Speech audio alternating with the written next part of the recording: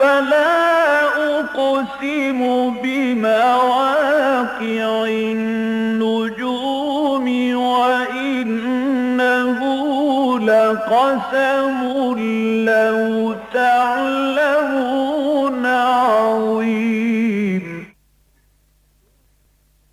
إنه لقرآن كريم في كتاب مكنون لا يمسه إلا المطهرون تنزيل من رب العالمين.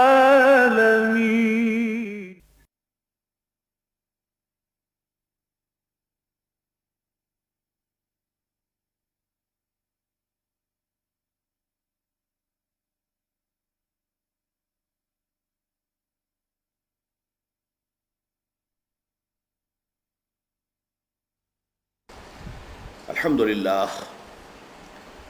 للہ وکفا والصلاة والسلام علی عباده الذین اصطفى،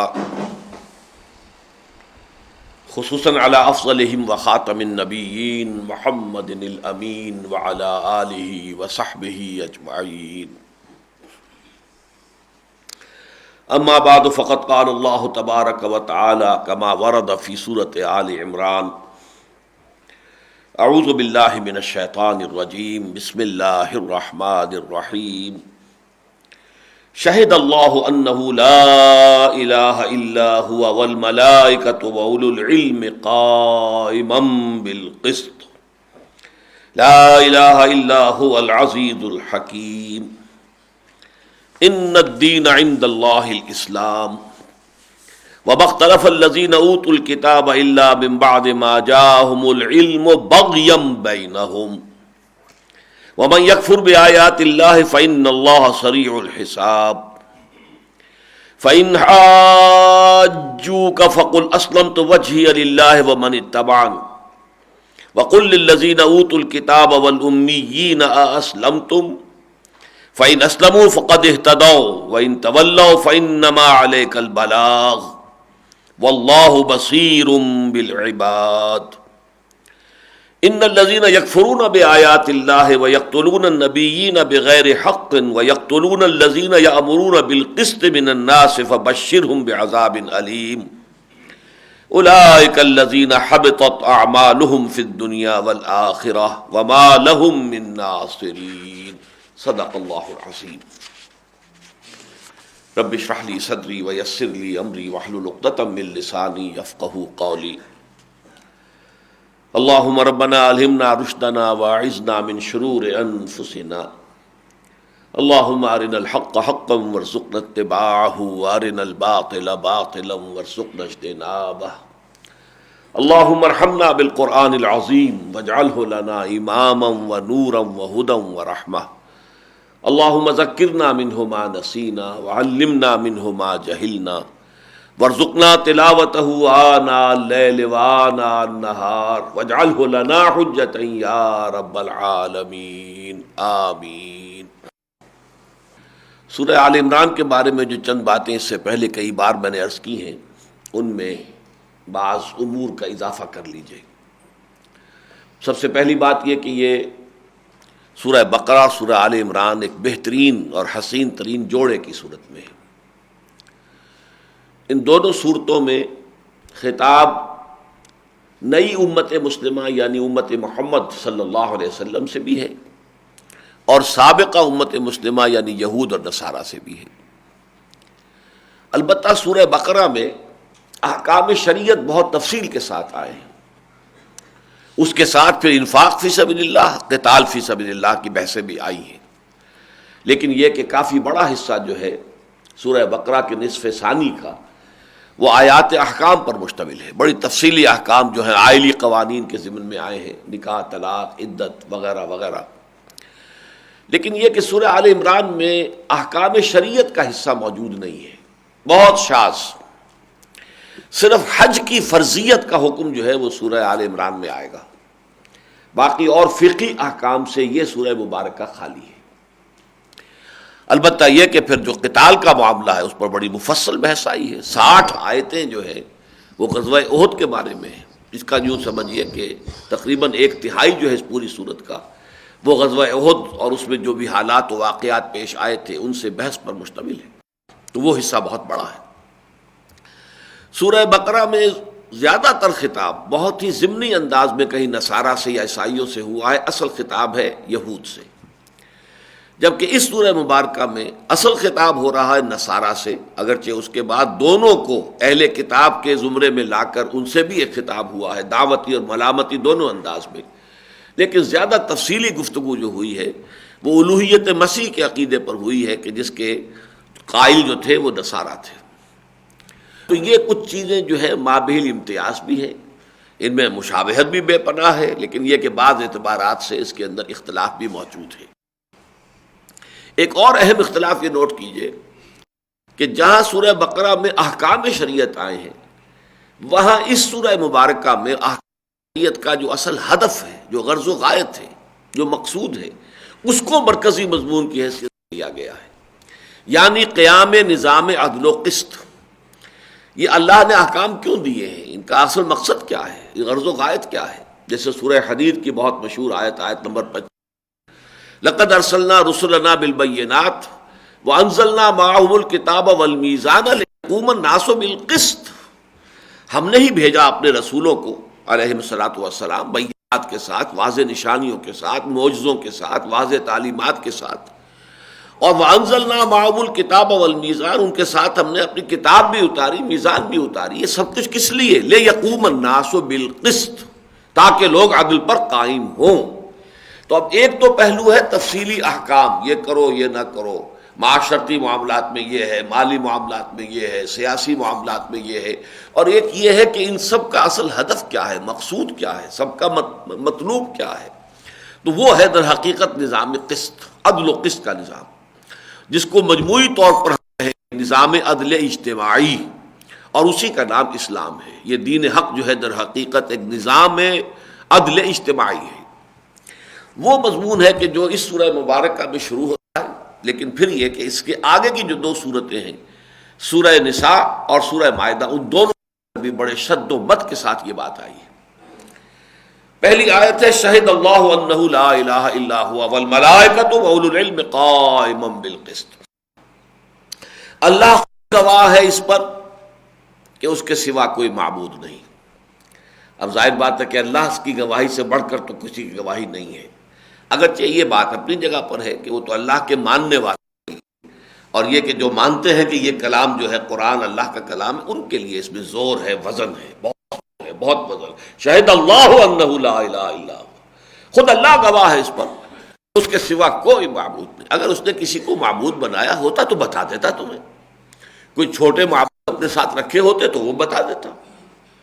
جیسے جو سلسلہ سور ہے حوامیم کا، اس میں آیا ایک جگہ کہ اے نبی کہہ دیجئے قل ان کان للرحمن ولد فانا اول العابدین. اگر واقعتاً اللہ کا کوئی بیٹا ہوتا تو میں سب سے پہلے اس کی عبادت کرنے والا میں ہوتا. مجھے کیا ضد ہے؟ اگر میں اللہ کا بندہ ہوں، اللہ کی بندگی کر رہا ہوں، اللہ کی عبادت کر رہا ہوں، ہما تن اس میں لگا ہوا ہوں، اسی کے لیے تن من دھن میں نے لگا دیا ہے، اسی کے لیے پورا سرمایہ ہے صرف کر دیا ہے، تو سوچو اگر اللہ کا بیٹا ہوتا تو میں اسے کیوں نہ پوچھتا. لیکن ہے ہی نہیں. بالکل وہ انداز ہے در حقیقت کہ شہد اللہ انہ لا الہ الا ہوا، اللہ ہے اس پر کہ اس کے سوا کوئی معبود نہیں. ہاں اس کے فرشتے ہیں، فرشتے جو ہیں عباد المکرمون ہیں، وہ اللہ کے بڑے، اللہ کے ہاں ان کا مقام ہے، رتبہ ہے. پھر ان میں ملائکہ جو ہے کہ جو بہت ہی قرب رکھنے والے ہیں، ان میں وہ ظاہر بات ہے کہ اللہ کا قرب انہیں حاصل ہے. نوری مخلوق ہے، اس میں بھی کوئی شک نہیں ہے. اور یہ کہ ان کو اللہ تعالیٰ نے اس کائنات کی جو حکومت ہے، یونیورسل جو ایک نظام یہاں قائم ہے پوری دنیا کا، یونیورس کا، ذمہ داریاں مختلف لوگوں کے، مختلف فرشتوں کے حوالے کی ہوئی ہیں. کوئی بارش کا، کوئی ہوا کا، کوئی آگ کا، یہ ہے فرشتے ہیں کہ جو ان کی ذمہ داری کو نبھا رہے ہیں. میں سمجھیے تو اصل میں یہی تصور ذرا سا بگڑا ہے. وہی جو کہتے ہیں کہ تلوار کی دھار سے تیز زیادہ باریک راستہ ہے، یہ ذرا ادھر ہوتے تو وہ شرک ہو جاتا ہے. ان کو مانا جائے کہ یہ بہت اونچی مخلوق ہے، نورانی مخلوق ہے، ان کو اللہ تعالیٰ نے ذمہ داریاں تفویض کی ہوئی ہیں، لیکن یہ معبود نہیں ہے، ان کا اختیار کوئی نہیں ہے. یفعلون ما یؤمرون، یہ وہی کچھ کرتے ہیں جس کا انہیں حکم ملتا ہے. رسول اللہ ما امرہم، وہ اللہ تعالیٰ کی نافرمانی کرتے ہی نہیں، جو حکم بھی اللہ دے یفعلون اس پر عمل کرتے. اگر یہ بات ہے تو یہ توحید ہے. اور ذرا سا ادھر ہو گئے کہ جب مخلوق ہے، اتنی بزرگ ہے، نورانی مخلوق ہے، اللہ کی مقرب مخلوق ہے، اللہ نے ان کے ذمے کام لگا رکھے ہیں، تو ذرا سا ان کو بھی پوج لو، سمجھ لو ان سے بھی کوئی ڈنڈوت، ان کی بھی کوئی خوشامد کرو، ان کی بھی کوئی عبادت کرو، چڑھاوے کوئی چڑھاؤ ان پر، راضی رہے تم سے. اور جو ہے اپنے اختیارات کا تمہارے حق میں، جیسے کہ دنیاوی حکومتوں میں تم اہلکار تم سے راضی ہوگا تمہیں فائدہ پہنچا دے گا، ناراض ہوگا نقصان پہنچا دے گا. بس یہ شرک ہو گیا. دیویوں اور دیوتاؤں کا تصور اصل میں ہے کیا؟ یہ گاڈز اینڈ گاڈیسز جو چھوٹے جی سے لکھے جاتے ہیں پورے یورپ میں، چاہے وہ رومن مائتھولوجی تھی اور چاہے وہ گریک مائتھولوجی تھی، یہی دو بڑی تہذیب. تو یورپ جو ہے وہ وحشی لوگوں کا سمجھیے کہ علاقہ تھا. تہذیبی تو وہ یورپ کے اندر یہ دو ہی تھی، گریک اینڈ رومنس. اور ان کی مائتھولوجیز میں بے شمار گاڈ، اگرچہ کیپیٹل جی سے، بڑے جی سے لکھے جانے والا گاڈ وہ ایک ہی ہے. اس کی صفات میں یہ ہے کہ وہ اومنی پوٹنٹ ہے، اومنیشینٹ ہے، اومنی پریزنٹ ہے. اومنی پوٹنٹ یعنی علی کل شیء قدیر، ہر چیز کی قوت رکھنے والا. اومنیشینٹ ہر چیز جاننے والا، بکل شیء علیم. اومنی پریزنٹ ہر جگہ پر موجود. یہ صفات ہے اس بڑے جی سے لکھے جانے والے گاڈ کے، وہ اکیلا ہے. لیکن اس کے تحت گاڈز چھوٹے جی سے اور گاڈیسز یہ بے شمار ہے. تو یہی رومن مائتھولوجی ہے اور یہی گریک مائتھولوجی. یہی ہندوستان میں تھا. آلہا بے شمار، یہ جو ہے دیوی اور دیوتا. مہادیو وہ ایک ہی ہے، وہ مہادیو ہے، مہادیو ایک ہے، لیکن دیوی اور دیوتا بے شمار. یہی عرب میں تھا. آلہا بے شمار، اللہ ایک وہ نہیں مانتے تھے، اللہ ایک ہی ہے. اور ان کے ہاں تو کوئی بیٹی وغیرہ کا تصور جو ہے وہ فرشتوں کے بارے میں استعارتاً کہہ دیتے تھے. جیسے عیسائیوں کا عقیدہ ہے کہ حضرت مسیح خدا کے بیٹے، اس کا عقیدہ وہاں نہیں تھا. لیکن وہی جو ہے ایمان بالملائکہ کی بگڑی ہوئی شکل کہ انہوں نے ان کو بتا دیا. بس یوں سمجھیے جیسا کہ میں نے عرض کیا، تلوار کی دھار سے تیز اور بال سے زیادہ راستہ ہے یہ توحید کا. ذرا ادھر ہو جائیں گے اور شرک میں مبتلا ہو جائیں گے. تو اس موضوع پر یہ آیت جو ہے بہت اہم ہے.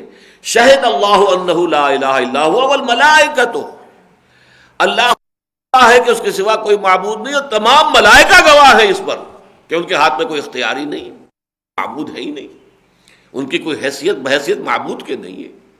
وہ تو یہ ہے کہ وَنَحْنُ صَافُونَ، ہم تو صفے باندھے کھڑے رہتے ہیں، منتظر رہتے ہیں، جو حکم پروردگار کا ملتا ہے تعمیل کے اندر ہم لگ جاتے ہیں. ہمارا کام تو صرف یہ ہے. یہاں تک کہ ہے نبی آپ کی خواہش ہے، جبرائیل کہہ رہے ہیں کہ آپ کی تو خواہش ہے، ہمیں معلوم ہے کہ میں جلدی جلدی آیا کروں اور قرآن مجید کی کروں. آپ کو جو عشق ہے قرآن سے اور جو محبت ہے آپ منتظر رہتے ہیں، اور یہ جو وقفہ آپ پر گرا گزرتا ہے. لیکن وَمَا نَتَنَزَّلُ إِلَّا بِأَمْرِ رَبِّكَ، اے نبی ہم آپ کے حکم کے بغیر نازل نہیں ہو سکتے. لَهُ مَا بَيْنَ أَيْدِينَا وَمَا خَلْفَنَا وَمَا، اسی کے اختیار میں ہے وہ سب کچھ بھی جو ہمارے سامنے ہے، اور وہ سب کچھ بھی جو پیچھے ہے، اور وہ سب کچھ بھی جو ان دونوں کے درمیان ہے. ذرا غور کیجیے، بڑا لطیف انداز ہے.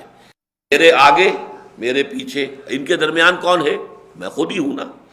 یعنی ہمارا خود اللہ کے اختیار میں ہے مطلقاً، ہمارا اختیار کوئی ہے ہی نہیں. لہذا یہاں جڑ آئے گی کسی شرک کا کوئی سوال پیدا نہیں ہوتا. فرشتہ ہے کام کر رہا ہے، آپ اللہ کو پکاریے. اللہ تعالیٰ کسی فرشتے کو بھیج دے آپ کی مشکل دفع کرنے کے لیے، کسی فوت شدہ اولیاء اللہ میں ارواح میں سے اور کسی کی روح کو بھیج دے، اس کا اختیار ہے جس کو چاہے. اور وہ کبھی اختیار رکھتا ہے کہ بغیر کسی فرشتے کو بھیجے اور بغیر کسی اولیاء اللہ، فوت شدہ اولیاء اللہ کی ارواح میں سے کسی کو بھیجے بغیر آپ کا کام کر دے. لیکن آپ کا کام ہے صرف اس کو پکارے. معبود صرف وہی ہے، عبادت اس کے سوا نہیں ہے. وہی ذات واحد عبادت کے لائق، زبان اور دل کی شہادت کے لائق، اور اس کے سوا کوئی نہیں. شاہد اللہ انہ لا الہ الا هو والملائکۃ واولو العلم. اب تیسری کیٹیگری آئی جو واقعتاً اصحاب علم ہے، وہ بھی اس پر گواہ ہے. اس کی یوں سمجھیے کہ قرآن مجید میں سب سے بڑی مثال جو ہے وہ حضرت لقمان ہے. نہ وہ نبی تھے نہ کسی نبی کے پیرو تھے، لیکن حکمت دانائی سے انہیں حصہ ملا تھا. فطرت سلیم، عقل سلیم، دونوں کے نتیجے میں وہ توحید تک پہنچ گئے. جس شخص کی بھی فطرت سلیم ہوگی اور عقل بھی سلیم ہوگی تو فطرت سلیمہ کی روشنی میں عقل سلیم جب سفر طے کرے گی وہ لازماً توحید تک پہنچ جائے گا. کوئی سوال ہی پیدا نہیں ہوتا اس کائنات کے اندر کسی درجے میں بھی شرک کے لیے کوئی دلیل موجود نہیں.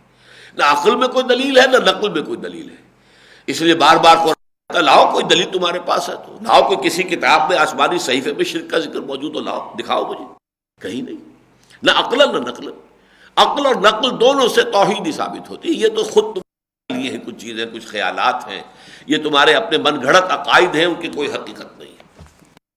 قائمًا بالقسط. اب یہاں جو ہے دیکھیے جس شان کے ساتھ یہ آیت جو ہے بڑھ مضمون کی طرف پرجلال انداز، شہد اللہ انہ لا الہ الا والملائکۃ واولو العلم قائمًا لیکن اب اس پس منظر کے بعد جو منظر میں اللہ کی جو شان آئی ہے، جو اہم ترین سمجھیے بات کیا ہے اللہ کی ذات کے بارے میں اور صفات کے بارے میں، قائمًا بالقسط، وہ عدل کا قائم کرنے والا ہے. قامہ بے جو ہے یہ خود کسی کا کسی چیز پر قائم ہونا یہ بھی اس میں شامل ہے اور اس کو قائم کرنا بھی شامل ہے. خود عدل پر قائم ہے، قائمًا بالقسط، وہ عدل اور قسط کا قائم کرنے والا بھی ہے اور خود بھی اس پر قائم ہے. یہاں تک کہ اللہ تعالیٰ کے ناموں میں سے باقی تمام نام جو ہے وہ یا اس میں فاعل پر ہیں یا صفت مشبہ یا جو بھی اس میں مبالغہ ہوتا ہے، لیکن محض اس اصل جو مادہ ہے اس پر صرف ایک نام ہے، وہ العدل. العدل اگرچہ یہ لفظ مناسب نہیں اللہ کے لیے بولنا، سراسر عدل، سرتاپا عدل، مجسم عدل، لیکن یہ کہ اردو زبان میں ہمارے پاس کوئی اور الفاظ ہے نہیں کسی شے کی وضاحت کے لیے، تو وہ تو العدل ہے.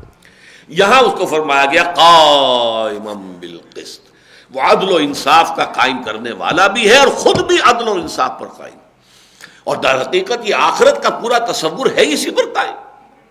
یہ جزا و سزا کا معاملہ عدل ہی کے اعتبار سے ہے، یہ عدالت ہی تو ہے اللہ کی جو لگے گی، جس میں کہ پھر آخری فیصلے ہو جائیں گے. ہر ایک اپنے کیفر کردار کو پہنچ جائے گا، ہر ایک کو اپنے اعمال کا بھرپور جو ہے وہ بدلہ مل جائے گا. اب یہاں ذرا نوٹ کیجئے، یہ تین الفاظ ہیں جو ہم اردو میں، اگرچہ عام اردو میں تو ایک ہی لفظ آتا ہے یا دو کہہ لیجئے، عدل و انصاف، لیکن جو لٹریری اردو ہے اس میں قسط کا لفظ بھی آ جاتا ہے، عدل و قسط، ادبی کتابی تصنیفی اردو میں. لیکن ان تین الفاظ میں ایک عجیب ایک فرق ہے. انصاف کا لفظ بنا ہے جو ہمارے یہاں سب سے زیادہ مستعمل ہے اردو میں، انصاف ہونا چاہیے، انصاف ہونا چاہیے، سماجی انصاف، معاشی انصاف.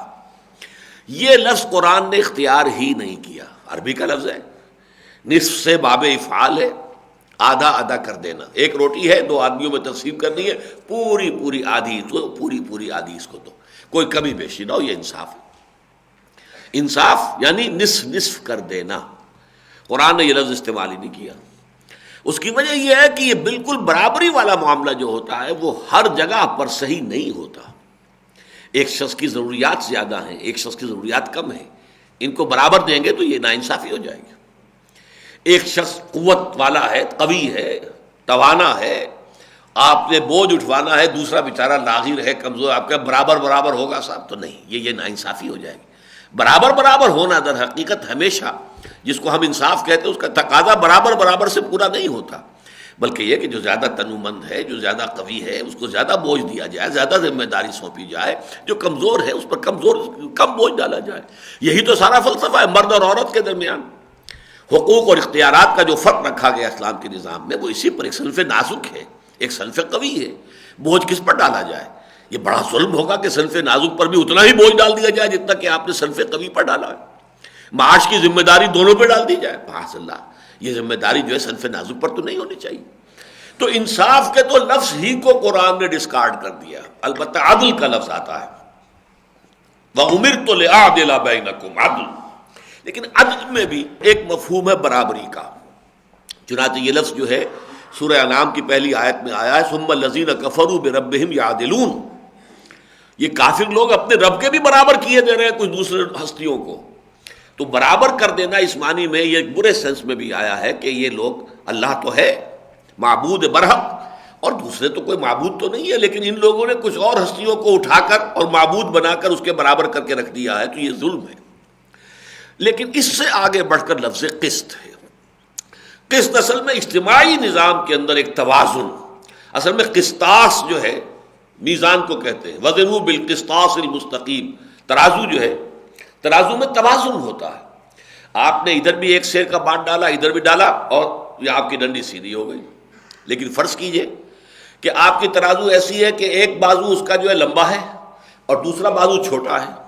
اب چھوٹے میں زیادہ ڈالنا ہوگا اور لمبے والے میں کم وزن سے توازن ہوگا. اگر برابر برابر ڈال دیں توازن نہیں ہوگا، اس لیے کہ بازو چھوٹا یا بڑا ہے.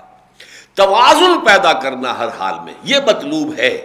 اگر چھوٹا بازو ہے تو اس کو زیادہ حقوق دے دیے، لمبا بازو ہے اسے کم حقوق دے دیے، کم وزن ڈالا. اس طریقے سے توازن جو ہے یہ ہے قسط. اور اجتماعی نظام میں جب کہ در حقیقت معاملہ ہوتا ہے، یہ تین اعتبارات سے اجتماعی نظام انسان کا جو ہے بڑا مشکل مرحلہ ہے. اس میں توازن کا تعین کرنا انسانی عقل کے لیے ممکن ہی نہیں ہے.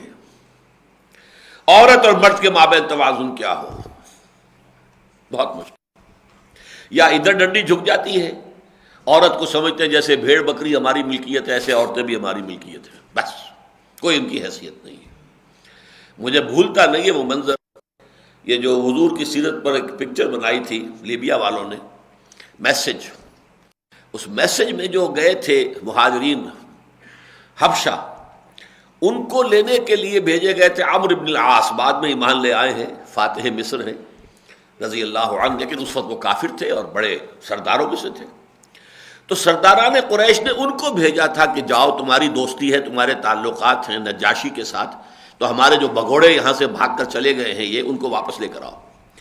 اس دربار کا جو مکالمہ ہے اس میں جب حضرت جعفر طیار جو ہے نجاشی کے دربار میں اسلام کی کچھ تعلیمات بیان کر رہے ہیں، تو ان میں یہ بھی آ گیا عورتیں اور مرد جو ہے مساوی ہیں ان کے حقوق. اس پر جو اس نے قہقہ لگایا ہے، ویمن ایکول ٹو اس، اور بڑا قہقہ. We purchase them, we use them, we discard them. اور پھر قہقہ لگایا کہ ہمارا معاملہ تو یہ، ہم عورتوں کو خریدتے ہیں، استعمال کرتے ہیں، اور جب چاہتا ہے ٹھوکر مار کے جو ہے اسے علیحدہ کر دیتے ہیں. یہ اس کی کوئی حیثیت ہے؟ وہ ہمارے برابر ہو سکتی ہے؟ تو یا تو یہ صورت ہوتی ہے عورت کی کہ اس کی حیثیت کیا ہے، بھیڑ بکری کی طرح پر ہے، اس کے کوئی حقوق ہی نہیں ہے، سب ہیومن. بلکہ حد یہاں تک ہے کہ عیسائیت میں تو تصور یہ بھی رہا ہے کہ عورت میں روح ہے ہی نہیں. جیسے باقی حیوانات ہیں، حیوان تو ہے، گدھا ہے، گھوڑا ہے، یہ حیوان ہے، جان تو ہے، اس میں روح نہیں ہے. روح تو انسان میں ہے، آدم میں پھونکی گئی تھی. تو روح صرف مردوں میں، عورت میں ہے ہی نہیں. روح صرف عورت کو گویا کہ حیوان ہے محض، انسان ہے ہی نہیں. انسانیت سے اسے حصہ ملا ہی نہیں. اور یہ کہ یہ تو شر محض ہے، بس کی گانٹھ ہے، گندگی اور برائی اور گناہ کی اصل پوٹ جو ہے وہ تو عورت ہے. اسی لیے ایو سے ایول کا لفظ بنا ہے. ایو حضرت حوا، اور اس سے متعلق سارے معاملات ایول، شر، برائی. اسلام نے آ کے توازن دیا ہے، اور اس قدر خوشنما توازن دیا ہے. لیکن انسانی ذہن نہیں سوچ سکتا. یا پھر وہ عورت کو برابر کر دیں گے جیسے آج کی مغربی تہذیب نے برابر کر دیا، ایگزیکٹلی ایکول. ٹھیک ہے، معاش کا بوجھ وہ بھی اٹھائے، یہ بھی اٹھائیں، وہ بھی کمائے، یہ بھی کمائے. اور پھر یہ ظاہر بات ہے کہ پھر وہ خاندانی نظام کی جو چولہے ہیں وہ ہل گئی. کیا ہل کیا گئی؟ ختم ہی ہو گئی. آپ نے سوچا پچھلی سال جو تھا 1999 کا جو نیو ایئرس ڈے کا جو پیغام تھا، جو تقریر کی تھی کلنٹن صاحب نے امریکہ میں، انہوں نے کہا تھا کہ عنقریب وہ وقت آ رہا ہے کہ ہماری قوم کی اکثریت حرام زادوں پر مشتمل ہوگی. یعنی شادی کا رواج نہیں رہا، بغیر شادی کے بچے پیدا ہو رہے ہیں تو حرامی ہوئے نا، حرام زادے ہوئے. تو ہماری تو قوم جو ہے اس کی اکثریت جو ہے وہ ان پر مشتمل ہوگی. People born without any wedlock, ان کے ماں باپ کے درمیان کوئی شادی اور نکاح کا کوئی رشتہ ہے ہی نہیں، اور وہ پیدا ہوئے. یہاں تک کہ اب وہاں پہ انہوں نے جو بنیادی فارمز ہوتے ہیں ان کے، جیسے آپ کا بچہ جو ہے پہلی جماعت میں آپ داخل کرنے کے لیے لے کر جاتے ہیں تو فارم دیا جاتا ہے، پر کیجئے باپ، اس کا نام، باپ کا نام، پیدائش. اب باپ کا نام انہوں نے نکال دیا، اس لیے کہ بے شمار لوگوں کو پتہ ہی نہیں کہ ہم کس کے بیٹے. حرام کی اولاد ہے، کیا معلوم کس کے بیٹے. ہاں ماں کا نام معلوم ہے لہذا مدرس نیم لکھ دیا جائے، وہ تو معلوم ہے، ظاہر بات ہے جس نے جنم دیا ہے وہ تو معلوم۔ تو یہ حال ہو چکا ہے صرف اس وجہ سے ذرا سا ٹلٹ ہوا ہے، عورت اور مرد کی مساوات اس درجے لے گئے ہیں کہ پھر خاندانی نظام ختم ہو گئے۔ اسی طرح یہ کہ حاکم اور محکوم کے درمیان، یا یوں کہیے کہ ریاست اور شہری کے درمیان توازن کیا ہو، کتنے اختیارات ریاست کے ہونے چاہیے، کتنے شہری کے ہونے چاہیے، یہ بھی نہ ہو ٹوٹلیٹیرین سٹیٹ وجود میں آ جائے کہ شہریوں کے کوئی حقوق ہی نہیں ہے، آمرانہ نظام چل رہا ہے۔ یہ بھی نہ ہو شہری آزادی ایسی ہو جائے کہ مادر پدر آزاد، وہ کہے صاحب ہمارا تو جی چاہتا ہے ننگے ہو کے بازار میں نکلے، آپ کون ہوتے ہیں ہمیں روکنے والے؟ یہ ہماری آزادی ہے، یہی آزادی ہے جو آج آپ کو معلوم ہے کہ جو بھی دنیا کے اندر جو ہے وہ ہم جنس پرستی کی شکل میں جو دنیا میں چل رہی ہے، اب یہاں تک کہ اب شادیاں جو ہے مردوں اور عورتوں کے بجائے مردوں کی شادی، دو عورتوں کی شادی، یہ لیگلائز ہو رہی ہے، ایک ایک کر کے ملک جو ہے اس کو اختیار کرتے چلے جا رہے ہیں۔ تو یہ سارا نظام جو ہے توازن ہے، اصل میں قسط وہی مشکل ہے، وہی سب سے زیادہ کٹھن مرحلہ ہے۔ یہی معاملہ سرمایہ اور مزدور کا ہے۔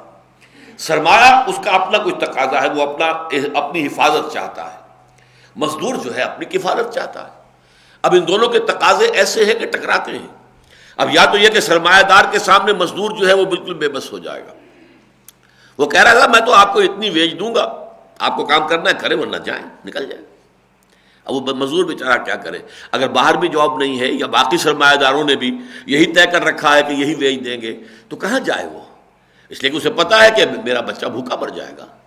سرمایہ دار کہتا ہے میں تو کارخانہ بند کر دوں گا، جی لاک آؤٹ کر دوں گا، کر دو۔ اس کو معلوم ہے کہ میں ایک مہینے بھی کارخانہ بند رکھوں تو میرے بچے کے لیے کوئی فاقہ نہیں ہے، میرے پاس تو دولت وافر موجود ہے۔ اس غریب کو معلوم ہے کہ ایک دن کی دہاڑی میری نہ لگی تو بچے کو رات کو دودھ نہیں ملے گا۔ تو یہ بڑا ان ایکول معاملہ، کیسے ان کے درمیان توازن قائم کیا جائے؟ اس حوالے سے یہ قسط جو ہے نظام کے اندر ایک قسط، یہ ہے سب سے اہم پہلو، اور اللہ تعالیٰ کی جو سب سے اہم صفت یہاں بیان ہوئی ہے وہ قائمًا بالقسط۔ اس میں ایک اشارہ ادھر بھی ہو رہا ہے کہ جو مذہبی جو بھی عقائد کا معاملہ دنیا میں رہا ہے کہ یہ شفاعت کا تصور، اور یہ کہ جیسے کہ اب پوری عیسائیت اس پر کھڑی ہے کہ جو حضرت مسیح کو مان لے، حضرت مسیح اس کی طرف سے کفارہ ادا کر گئے، بس مان لینا ہی کافی ہے، پھر تو نجات ہی نجات ہے، گناہ سب حساب کتاب برابر ہو جائے گا۔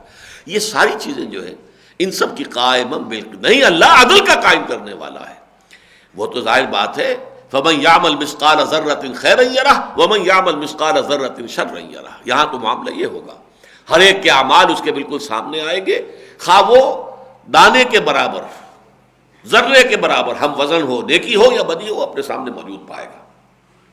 لا الہ الا هو العزیز الحکیم، اس کے سوا کوئی معبود نہیں ہے، وہی ہے زبردست اور کمال حکمت والا۔ ان الدین عند اللہ الاسلام۔ اب آ گیا معاملہ، یہ نظام قسط مکمل ہو کر جسے یہ مضمون شروع یہاں ہوا ہے اپنے پورے کلائمیکس کو پہنچے گا سورہ مائدہ میں، الیوم اکملت لکم دینکم واتممت علیکم نعمتی ورضیت لکم الاسلام دینا۔ اب وہ دین مکمل کر دیا گیا تم پر، تو یہ نظام زندگی، نظام دین حق تدریجاً مکمل ہوا ہے، اس لیے کہ اس کا جو بلو پرنٹ تھا وہ تو سورہ بقرہ میں آیا ہے، مزید معاملہ آگے بڑھے گا سورہ نساء میں، اور پھر اس کا کلائمیکس جو ہے وہ سورہ مائدہ ہے۔ تو یہاں فرمایا ان الدین عند اللہ الاسلام، اللہ کے نزدیک جو اس کا پسندیدہ یا جسے کہیے کہ منظور شدہ جو اس کے ہاں ہے وہ تو دین ایک ہی ہے، اور وہ اسلام ہے۔ وَمَا اخْتَلَفَ الَّذِينَ أُوتُوا الْكِتَابَ إِلَّا مِن بَعْدِ مَا جَاءَهُمُ الْعِلْمُ بَغْيًا بَيْنَهُمْ، اور نہیں اختلاف کیا ان لوگوں نے کہ جنہیں کتاب دی گئی تھی پہلے، مگر اس کے بعد کہ ان کے پاس علم آ گیا ہے، اور ان کے اختلاف کا اصل سبب بغیم بینہم ہے، آپس کی ضدم ضدہ، یعنی یہ کہ یہ جن کو کتاب دی گئی تھی، ایک تو یہ نوٹ کیجئے قرآن مجید کا عام اسلوب ہے، اہل کتاب کا، نصارہ کا، یہود کا اگر ذکر کرنا ہو کسی اچھے انداز میں، بہرحال ان میں خوبیاں بھی تھیں، بھلائیاں بھی تھیں، اچھے لوگ بھی تھے بہت کم، تو وہاں الفاظ آتے ہیں الذین آتیناہم الکتاب، وہ لوگ جنہیں ہم نے کتاب دی، یہ گویا کہ معروف جسے کہتے ہیں، اور جہاں ان کا کوئی غلط طرز عمل جو ہے اس کا ذکر کرنا ہوتا ہے تو الذین اوتوا الکتاب، وہ کہ جنہیں کتاب دی گئی تھی، اس میں اللہ تعالیٰ اپنی ذات کو منظر سے ہٹا لیتا ہے۔ الذین آتیناہم الکتاب، وہ لوگ جنہیں ہم نے کتاب دی تھی، اس میں اللہ کا ذکر جو ہے نمایاں ہو کر ہم نے کتاب دی تھی، تو یہ ایسے مواقع پر آئے گا جہاں پر کوئی مقام مدح ہے، کسی بھی اعتبار سے ان کی کوئی تعریف کا کوئی پہلو ہے. لیکن جہاں بھی مذمت کا پہلو آئے گا، مقام ذم ہے، تو الذین اوتوا الکتاب، وہ لوگ جو کتاب دیے گئے تھے، الا من بعد ما جاءہم العلم، اب یہ العلم جو ہے قرآن ان کے پاس آ چکا، حقیقت ان پر منکشف ہو چکی. سورہ بقرہ میں گویا کہ اتمام حجت ہو چکا ہے. یہ آیات نازل ہو رہی ہیں سن 3 میں، سن 3 ہجری، 2.5 برس جو گزر چکے ہیں یا 3 برس گزر چکے ہیں، ان میں سورہ بقرہ مکمل نازل ہو چکی، سورہ محمد نازل ہو چکی صلی اللہ علیہ وسلم، اور متفرقہ آیات نازل ہو چکی. تو گویا کہ جو امیین تھے عرب کے مشرکین، ان پر تو اتمام حجت مکے میں ہو گیا تھا.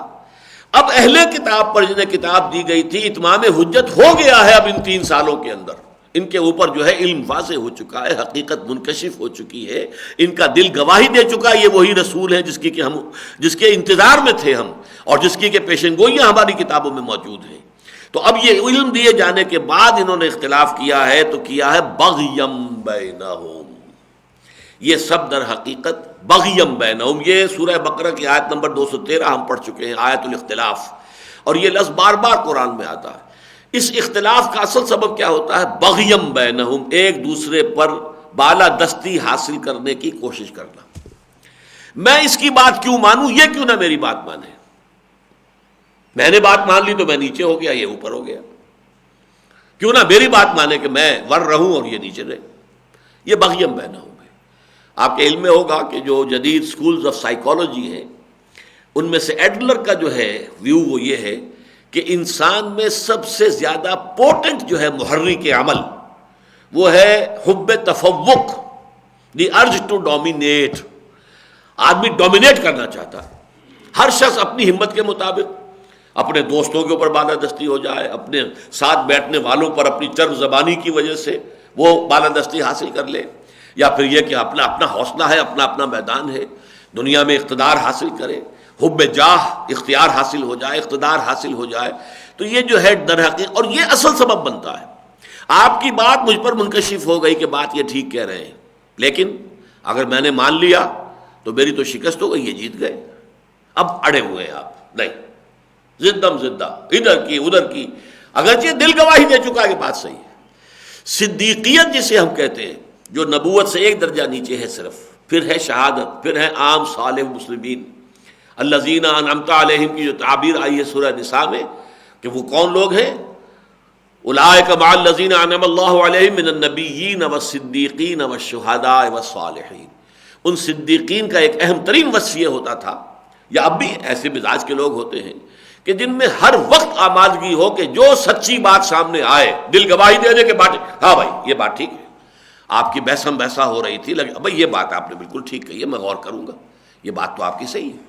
یہ انداز ہونا چاہیے، یہ نہیں کہ اس میں بغیم بینہم کی وجہ سے کہ اس کا تو مطلب یہ جیت گیا میں ہار گیا، یہ تو تالی پٹ جائے گی. دیکھنے والے بھی موجود ہیں لوگ، ہماری جو بحث ہو رہی تھی اس کو سن رہے ہیں لوگ، وہ سمجھیں گے کہ بس جی ان کی تو سٹی گم ہو گئی اور وہ جو ہے وہ جیت گیا. اس خطرے سے اگر آپ اڑے ہوئے ہیں تو یہ در حقیقت حق سے محرومی ہے.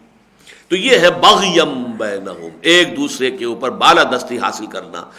حضور کو وہ ایسے پہچانتے تھے، یعرفونہ کما یعرفون ابناہم، یہ سورہ بقرہ میں ہم پڑھ چکے ہیں. ان کے جو علماء تھے، ان کے عوام، ان میں بھی تھے وہ لوگ کہ جو کتاب کو نہیں جانتے تھے کہ کیا ہے. وَمِنْهُمْ أُمِّيُّونَ لَا يَعْلَمُونَ الْكِتَابَ إِلَّا أَمَانِيَّ. جیسے ہمارے ہاں ہے، بہت سے لوگ ہیں انہیں کیا پتا قرآن میں کیا لکھا ہے، حدیث میں کیا لکھا ہے، وہ تو جو مولوی کہہ دے وہ ٹھیک ہے. تو اصل فطور تو مولوی کا ہے. مولوی حق کو مانے گا تو سب لوگ مان لیں گے، مولوی نہیں مانے گا تو ظاہر بات ہے کہ عظیم اکثریت لوگوں کی تو وہ ہے کہ جو ان مولویوں اور ان علماء کی باتوں پر اعتماد کرتے ہیں. یہی معاملہ تھا کہ یہود کے علماء کا معاملہ یہ ہے کہ وہ سب پہچان چکے تھے، یعرفونہ کما یعرفون ابناہم، ایسے پہچان چکے تھے جیسے اپنے بیٹوں کو پہچانتے تھے کہ یہ وہی نبی ہے، نبی موعود، نبی آخر الزمان.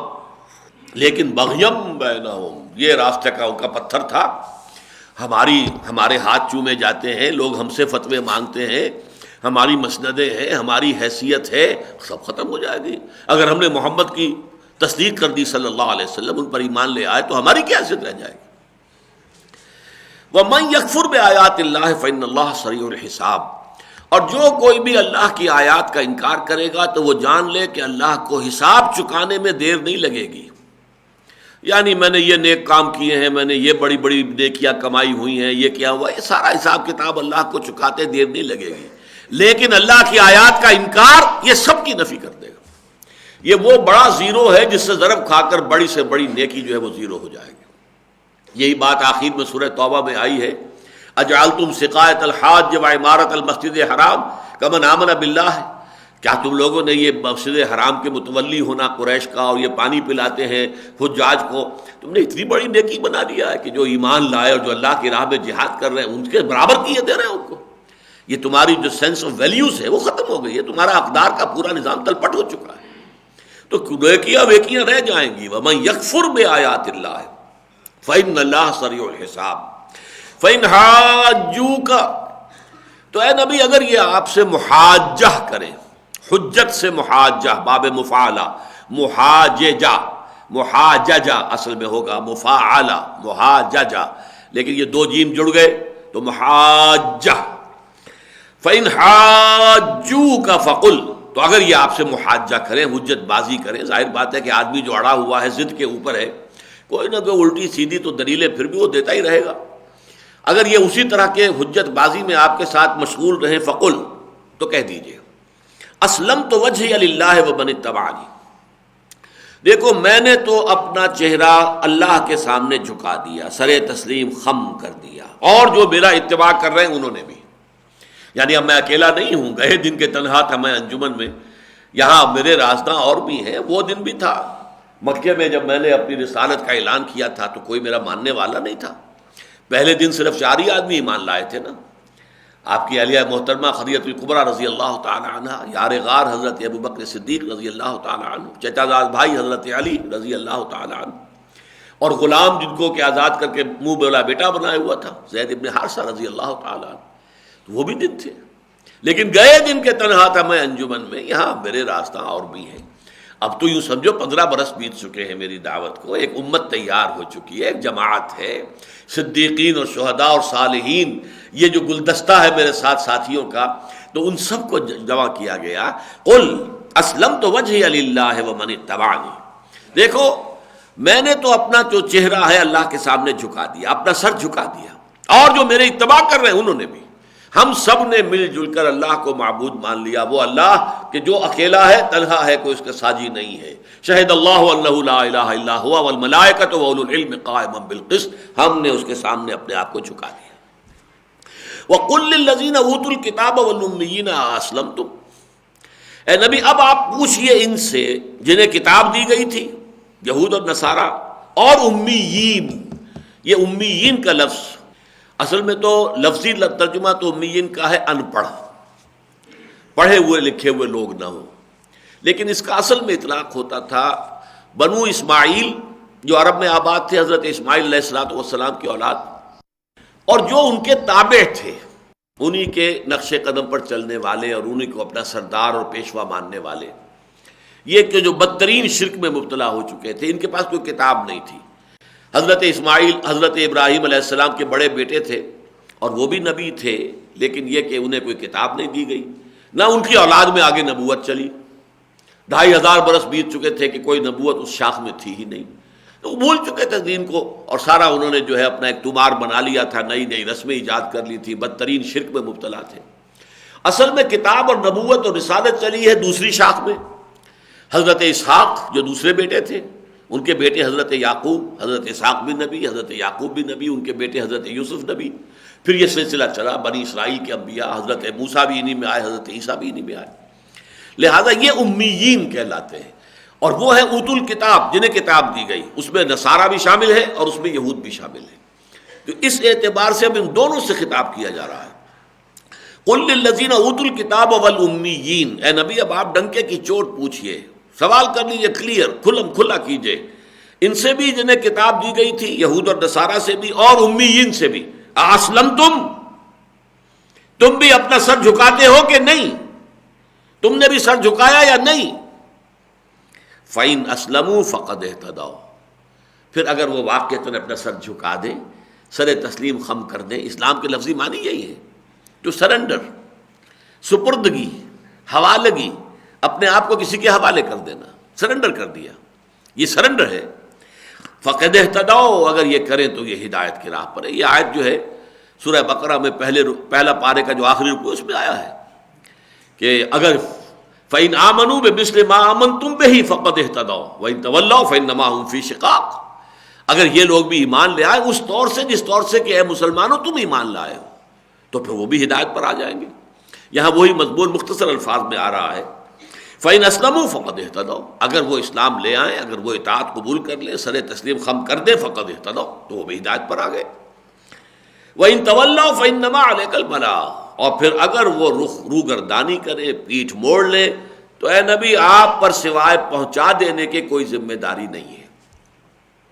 دیکھیے اس میں کچھ مغالطہ ہو جاتا ہے کہ کیا حضور کے ذمے صرف تبلیغ کی ذمہ داری تھی؟ قرآن تو کہتا نہیں، ہم نے تو بھیجا اپنے رسول کو اس لیے کہ دین کو غالب کریں، غالب کرنے کی ذمہ داری بھی محمد پر تھی صلی اللہ علیہ وسلم۔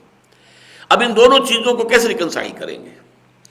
انفرادی سطح پر کسی اور شخص کے بارے میں حضور پر اس کے سوا ذمہ داری نہیں تھی کہ آپ دین حق پہنچا دیں، اس کے بعد اختیار اس کا ہے، مانے نہ مانے۔ انا ہدیناہ السبیل اما شاکرا و اما کفورا، ہم نے راستہ ان کو دکھا دیا، اب وہ چاہیں تو شکر گزار بندے بن کر زندگی گزارے، چاہیں جو ہے ناشکرے بن کر زندگی گزارے، اختیار ان کا ہے۔ تو انڈیویجول لیول پر اس کے سوا کچھ نہیں۔ انما علیک البلاغ، آپ کے ذمے صرف پہنچا دینا ہے، وما علینا الا البلاغ، نہیں ہے ہمارے ذمے مگر پہنچا دینا۔ اجتماعی سطح پر اب یہ دوسرا مرحلہ ہے، اس ابلاغ اور تبلیغ کے نتیجے میں جن لوگوں نے قبول کیا، مان لیا، اب انہیں منظم کیجئے، انہیں جمع کیجئے، انہیں ایک جمعیت کی شکل دیجئے، ایک قوت بنائیے، انہیں بل دے کر کوڑا بنائیے اور وہ کوڑا باطل کے اوپر دے ماریے۔ یہ دوسری ذمہ داری، یہ اجتماعی سطح کی ذمہ داری ہے، نظام کے ضمن میں ذمہ داری ہے، اور اس میں یہ ہے کہ جبر بھی ہوگا۔ اگر مسلمان میں دم ہو تو باطل نظام کو وہ قائم نہیں رہنے دے گا، لیکن کسی کو جبرن یہ نہیں کہے گا تم مسلمان بن جاؤ۔ انفرادی سطح پر اس کا اپنا چوائس ہے۔ چنانچہ یہی بات ہے کہ جو پھر جب عرب سے جب فوجیں نکلی ہیں صحابہ کرام کی، تو ہر جگہ جا کر انہوں نے 3 آپشنز رکھے۔ ایمان لے آؤ، ہمارے برابر کے بھائی ہو جاؤ گے، برابر کے حقوق ہوں گے، ہم یہ نہیں کہیں گے کہ ہم سینئر مومن ہیں تم جونیئر مومن ہو تو ہمارے حقوق تم سے زیادہ نہیں، برابر، ایکول، آج ہی ایمان لے آؤ، برابر، ایبسولوٹلی ایکول۔ اگر یہ نہیں ہے تو یہ نظام تمہارا جو ہے یہ ہم ختم کر دیں گے۔ اس نظام کی بالادستی کو قبول کرو اور اس کے نیچے رہو، یؤت الجزیۃ عن ید وہم صاغرون، اپنے ہاتھ سے جزیہ پیش کرو، ٹیکس ادا کرو اور چھوٹے بن کر رہو۔ تو تم یہودی رہو، نصرانی رہو، ہندو رہو، سکھ رہو، پارسی رہو، آپ جو چاہیں رہیں، آپ پر جبر نہیں کیا جائے گا کہ مسلمان، لیکن نظام جو ہے وہ اسلام کا ہوگا۔ اور اگر یہ بھی گوارا نہیں ہے تو آؤ میدان میں، تلوار ہمارے اور تمہارے درمیان فیصلہ کرے گی۔ سیدھی سیدھی بات، بڑی کلیئر۔ اگرچہ جو امیین تھے عرب کے، چونکہ حضور خود انہی میں سے تھے، بنی اسماعیل میں سے تھے، ان کی بہترین زبان میں ان پر کلام الہی نازل ہو گیا تھا، ان پر اتمام حجت کیا جا چکا تھا آخری درجے میں، لہذا ان کے لیے یہ آپشن نہیں تھا کہ تم چاہو تو مشرک بن کر بھی رہ سکتے ہو، یہاں پر جزیہ دو اور رہو اور نہیں۔ ان کے لیے تو ایک ہی راستہ تھا، یا ایمان لاؤ یا قتل کر دیے جاؤ گے۔ یہ سورہ توبہ کی جو پہلی 6 آیتیں ہیں، جس میں کہ براءۃ من اللہ ورسولہ الی الذین عاہدتم من المشرکین، کہ اے مسلمانوں اس دوران تم نے جو بھی معاہدے مشرکین سے کیے وہ سب ختم، اللہ اور اس کا رسول اس سے بری ہے۔ جن لوگوں کے معاہدے تھے بغیر کسی میعاد کے تعین کے 4 مہینے کی مہلت ہے، اور جن کے تھے کوئی میعاد تک اور انہوں نے اپنے کوئی غلط کام نہیں کیا تو ان کی میعاد پوری کر دو، اگر ان کا 1 سال کا تو سال پورا کر دو، نہیں تو اگر تو 4 مہینے کی مہلت ہے۔ فَإِذَا انْسَلَخَ الْأَشْهُرُ الْحُرُمُ فَاقْتُلُوا الْمُشْرِكِينَ حَيْثُ وَجَدتُّمُوهُمْ وَاقْتُلُوهُمْ وَخُذُوهُمْ وَاقْعُدُوا لَهُمْ وَاحْصُرُوهُمْ وَاقْعُدُوا لَهُمْ كُلَّ مَرْصَدٍ۔ تو ان مشرکین کو پکڑو، گھات میں بیٹھو، گھات لگاؤ، ان کو گرفتار کرو اور ان کو قتل کرو۔ سخت ترین آیت ہے۔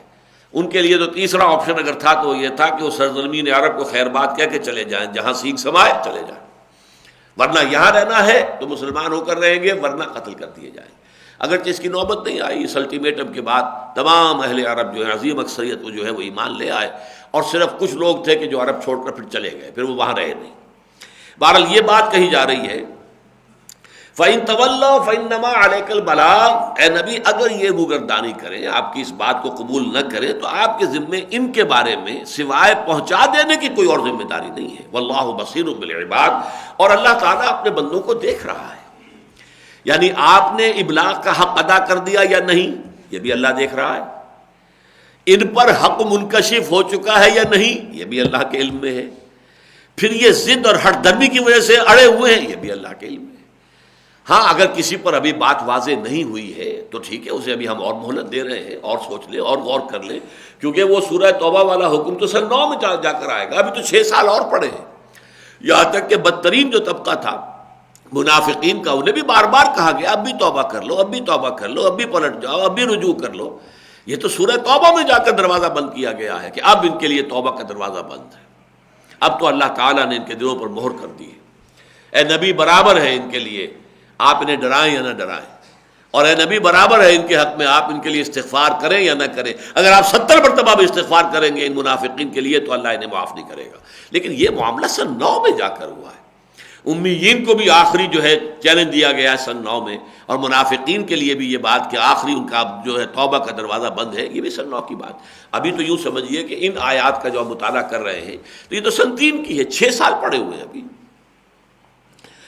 ان الذین یکفرون بآیات اللہ ویقتلون النبیین بغیر حق ویقتلون الذین یأمرون بالقسط من الناس فبشرہم بعذاب علیم، یقیناً وہ لوگ جو اللہ کی آیات کا انکار کرتے ہیں اور قتل کرتے ہیں نبیوں کو ناحق۔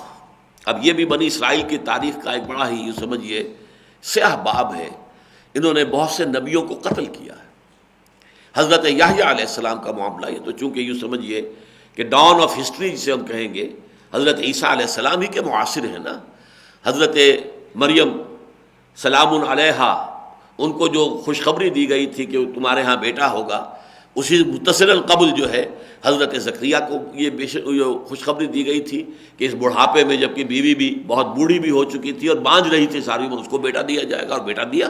وہ حضرت یحییٰ تھے، زکریہ کے بیٹے، اور انہیں قتل کر دیا گیا صرف اس پاداش میں کہ جو اس وقت کا بادشاہ تھا وہ یہودی تھا کہنے کو۔ بعض لوگ یہ بھی کہتے ہیں کہ وہ بنا ہوا یہودی تھا، حقیقی یہودی نہیں تھا، لیکن جو بھی تھا، لیکن اس نے اپنی بھائی کی بیوی کو اپنے گھر میں ڈالا ہوا تھا بغیر کسی نکاح کے، اور اس کے بعد یہ کہ پھر اس سے جو بیٹی ہوئی تھی اس کو بھی پھر اس نے اپنے حرم میں داخل کیا۔ وہ سولمی جس کا کہ ڈانس، جو اس پر جو پکچریں بنی ہوئی ہیں لوگوں نے بہت عرصے تک یہ مشہور رہا ہے، ڈانس آف سولمی، یہ سب گندگیاں جو تھیں یہ یہود کے اندر ہوئیں۔ اور حضرت یحییٰ علیہ السلام چونکہ تنقید کرتے تھے کہ یہ غلط کام ہے، یہ حرام کاری ہے، یہ حرام خوری ہے، اور اس تنقید کی وجہ سے اس رقاصہ نے یہ کہا تھا، جبکہ اس نے رقص دکھایا ہے بادشاہ کو اپنا، اور وہ دت ہو گیا نشے کے اندر، مانگو کیا مانگتی ہو؟ اس نے کہا میں یحییٰ کا سر چاہیے مجھے۔ ایک دم چونک گیا۔ اس سے پہلے مطالبہ بہت کیا تھا اس کی بیوی نے بھی اور اس لڑکی نے بھی کہ اس کو قتل کرو، لیکن وہ کہتا تھا نہیں میں قتل نہیں کروں گا اسے۔ وہ مانتا تھا، کہتا تھا یہ بات کہہ رہا تو سچ ہے، گناہ تو ہم کر رہے ہیں، اس میں کیا شک ہے، ہم گناہ کی زندگی میں مبتلا تو ہیں، یحییٰ یہی تو کہہ رہا ہے نا۔ لیکن یہ کہ اس کے بعد جب اس نے یہ کہہ دیا تھا کہ اب جو مانگو، اس نے کہا اچھا جو بھی میں مانگوں، کہ ہاں اچھا مجھے تو یحییٰ کا سر چاہیے۔ اڑ گئی اس پر، اور اس پر جا کر جو ہے جلاد گیا ہے، اور جہاں جیل میں وہ بند تھے سر قلم کیا، لا کر تشت میں رکھ دیا سامنے۔ تو نبیوں کے ساتھ یہ کچھ ہوتا رہا ہے تاریخ بنی اسرائیل کے اندر، نبیوں کے ساتھ ہوا ہے۔ تو فرمایا ان الذین یکفرون بآیات اللہ ویقتلون النبیین بغیر حق، وہ لوگ، وہ بدبخت لوگ جو اللہ کی آیات کا انکار کرتے ہیں اور جن کا سابق کردار ماضی کا یہ رہا ہے کہ وہ قتل کرتے رہے ہیں انبیاء کو ناحق، وَيَقْتُلُونَ الَّذِينَ يَأْمُرُونَ بِالْقِسْطِ، اور نہ صرف انبیاء کو قتل کرتے رہے بلکہ ان میں سے جس اللہ کے بندے نے بھی کھڑے ہو کر عدل اور انصاف کی بات کی اسے قتل کیا۔ اب دیکھیے قسط کا معاملہ شروع ہوا تھا نا، شہد اللہ انہ لا الہ الا ہوا والملائکۃ واولو العلم قائما بالقسط، تو یہاں پر بھی امر بالمعروف کی بجائے امر بالقسط کا لفظ آیا، ورنہ اصطلاح جو ہے قرآن مجید کی وہ تو آپ کو معلوم ہے، امر بالمعروف نہی عن المنکر، ہر جگہ پر آتا ہے امر بالمعروف نہی عن المنکر، یامرون بالمعروف وینہون عن المنکر، تو یہ تو معاملہ جو ہے، لیکن یہاں پر اس کی بجائے ایک ہے معروف جو کہ انفرادی سطح پر ہوتا ہے، نیکی، بھلائی، خیر، اچھے کام، ایک ہے قسط، اجتماعی عدل۔ میں نے عرض کیا تھا کہ قسط کے لفظ کا تعلق جو ہے وہ ایک متوازن نظام زندگی، جس کو کہ ہم کہتے ہیں آج کے دور میں یہ عادلانہ نظام زندگی، نظام عدل اجتماعی، سماجی انصاف کا معاملہ، سوشل جسٹس کا معاملہ، جس میں مرد اور عورت کے درمیان بھی توازن کا معاملہ ہے، اور ریاست اور افراد اور شہریوں کے درمیان بھی توازن کا معاملہ ہے، سرمایہ اور محنت کے درمیان بھی توازن کا معاملہ ہے، تو یہ ہے قسط۔ اب جس اعتبار سے بھی کہیں پر ناانصافی ہوگی، اگر محنتی لوگ جو ہیں، غریب لوگ، ان پر ظلم ہو رہا ہے تو کوئی شخص کھڑا ہو جائے گا کہ یہ ظلم کر رہے ہو، ان کے حقوق ادا کرو۔ یہ ہاری، یہ کاشتکار، خون پسینہ ان کا ہوتا ہے، عیش تم کرتے ہو، گلچھرے تم اڑاتے ہو، یہ بھی بالقسط کا معاملہ ہو جائے گا کہ قسط کا حکم دیا جا رہا ہے۔ ویسے یہ کہ عام طور پر جو نیکی کا تصور لوگوں کے ذہنوں میں شاید وہ اس کو کور نہ کرے، پر نیکی تو یہی ہے نا کہ اللہ کی عبادت کرو، نماز، روزہ، ذکر، اور یہ کہ اپنی وضاقتہ، اپنی شکل صورت، اپنے انفرادی اعمال جو ہیں وہ ٹھیک کر لو۔ نیکی اور منکر اور معروف میں تو زیادہ تر لوگوں کے سامنے یہ تصور آتا ہے، لیکن جیسا کہ میں نے عرض کیا تھا، یہ سورہ مبارکہ یہاں سے شروع ہو رہا ہے معاملہ اس قسط کا، اس لیے کہ آگے چل کر آئے گا سورہ نساء میں، یا ایھا الذین آمنوا کونوا قوامین بالقسط شہداء للہ ولو علی انفسکم او الوالدین والاقربین۔ اس سے آگے چل کر معاملہ سورہ مائدہ میں آئے گا، یا ایھا الذین آمنوا کونوا قوامین للہ شہداء بالقسط ولا یجرمنکم شنآن قوم علی الا تعدلوا اعدلوا هو اقرب للتقوی۔ یہ سارا جو ہے اب یہ ڈیولپ ہو رہا ہے مضمون قسط کا، لہذا یہاں نوٹ کیجئے کہ امر بالمعروف کی بجائے امر بالقسط، عادلانہ نظام زندگی، اور اس میں جس پہلو سے بھی ظلم ہو رہا ہو، چاہے وہ زمیندار کر رہا ہے کاشتکار پر، یا وہ سرمایہ دار کر رہا ہے محنتی لوگوں پر، مزدوروں پر، یا مرد کر رہے ہیں عورتوں پر، جو بھی جس پہلو سے بھی ظلم ہو رہا ہے اس کے خلاف آواز اٹھانا، تو ان کو بھی قتل کرتے رہے ہیں۔ وَيَقْتُلُونَ الَّذِينَ يَأْمُرُونَ بِالْقِسْطِ مِنَ النَّاسِ فَبَشِّرْهُم بِعَذَابٍ أَلِيمٍ۔ تو اے نبی ان کو بشارت دے دیجئے بڑے دردناک عذاب کی۔ یہ بڑا سیٹائریکل انداز ہے قرآن کا، طنزیہ انداز ہے، انہیں بشارت دے دیجئے۔ بشارت تو کسی اچھی بات کی دی جاتی ہے، لیکن یہ بدبخت اسی بشارت کے مستحق رہ گئے، اب ان کے لیے کوئی اور بشارت ممکن ہے ہی نہیں، ان کے لیے تو خوشخبری ہی یہ ہے، فَبَشِّرْهُم بِعَذَابٍ أَلِيمٍ أُولَٰئِكَ الَّذِينَ حَبِطَتْ أَعْمَالُهُمْ فِي الدُّنْيَا وَالْآخِرَةِ۔ یہی وہ لوگ ہیں کہ جن کے تمام اعمال اکارت ہو گئے دنیا اور آخرت میں۔ اب یہاں اس کے پس منظر میں وہ تصور ہے جو سورہ بقرہ میں ہم نے لیس البر والی آیت میں پڑھا تھا۔ لوگوں نے اپنے ذہنوں میں نیکی کے کچھ ایسے کام کیے ہوتے ہیں کہ وہ اپنے آپ کو تسلی دیتے ہیں، ٹھیک ہے بھائی میرے معاملے میں میں رشوت لیتا ہوں، یہ کام غلط کرتا ہوں، لیکن دیکھو میں نے مسجد بنوائی ہے، میں نے یتیم خانہ بنوایا ہے، میں نے فلاں کام کیا ہے، وہ ایک دل کو تسلی ہے، نیک کام بھی تو ہم کر رہے ہیں نا آخر۔ اس طریقے سے اس کی میں نے تو بڑی تفصیل سے اس آیت کا درس جو میرے مفصل ہیں ان میں بڑی تفصیل سے یہ بحثیں آئی ہیں۔ ڈاکو انتہائی یوں سمجھیے کہ یعنی خونخوار ڈاکو، وہ بھی اپنے دل کی تسلی کے لیے بیواؤں کی، یتیموں کی مدد کرتے ہیں، سرپرستی کرتے ہیں اپنے اپنے علاقے کے لوگوں کی، تاکہ دل کو تسکین دے سکے کہ ہم اگرچہ ایک طرف ہم نے کسی کا سر پیٹ پھاڑ دیا ہے، کسی اور کا کچھ اور کیا ہے، ڈاکہ ڈالا ہے، لیکن یہ کہ ہم یہ کام بھی تو کر رہے ہیں۔ یہ جو ہماری ریڈ لائٹ ایریا کی خواتین ہیں جسم فروشی کرنے والی، اب یہ جب یہ محرم کا جلوس نکلے گا تو کالے کپڑے پہن کر سب سے آگے وہی ہوں گی، سبیلیں وہی لگائیں گی، دھمال کھیلیں گی جا کر، عرس ہو رہے ہیں، فلاں کے بھٹشا کا ہو رہا ہے، فلاں کا ہو رہا ہے، وہ دھمال کھیل رہی ہیں وہاں پر جا کر، گویا کہ بڑا نیکی کا کام کر رہی ہیں۔ تو یہ نیکی کا اور بدی کا ایک امتزاج دنیا میں ہمیشہ چلتا آیا ہے۔ اس آیہ مبارکہ میں واضح کیا گیا نیکی کی اصل حقیقت کیا ہے، دل کے اندر ایمان اور یقین، اور پھر اس کے بعد عمل کے اندر بھی پہلے کیا پھر کیا پھر کیا۔ تو وہ تو ایک عظیم آیت ہے سورہ بقرہ کی آیت نمبر 177 آیت البر۔